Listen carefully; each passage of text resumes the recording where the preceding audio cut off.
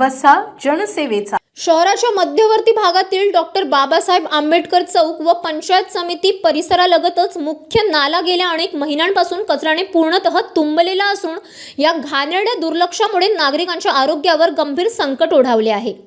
नाल्यात साचलेल्या कचऱ्यामुळे परिसरात प्रचंड दुर्गंधी पसरली असून डासांचा अक्षरशः कहर सुरू आहे। मात्र नगर परिषद प्रशासन कुंभकर्णाच्या निद्रेत असल्याचा आरोप नागरिकांकडून केला जात आहे। या गंभीर समस्येकडे प्रशासनाचे लक्ष वेधण्यासाठी स्थानिक नागरिकांनी आता थेट आंदोलनाचा पवित्रा घेतला आहे। सामाजिक कार्यकर्ते हिम्मत चव्हाण यांनी मुख्याधिकारी नगर परिषद जळगाव जामोद यांना 22 जानेवारी 2026 रोजी लेखी निवेदन देत तातडीने नाल्याची साफसफाई करण्याची मागणी केली आहे।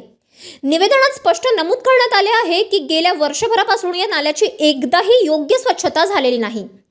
परिणामी पाण्याचा निचरा ठप्प झाला असून आजारांचे माहेरघर तयार झाले आहे। नाल्याची तात्काळ स्वच्छता करावी, साचलेला कचरा उचलावा व भविष्यात अशी अवस्था होऊ नये यासाठी कायमस्वरूपी उपाययोजना कराव्यात अशी ठोस मागणी करण्यात आली आहे। अन्यथा नगर परिषद कार्यालयासमोर लोकशाही मार्गाने उपोषण छेडण्याचा थेट इशाराही देण्यात आला आहे। आता तरी प्रशासन जागे होणार का याकडे संपूर्ण शहराचे लक्ष लागले आहे। City news.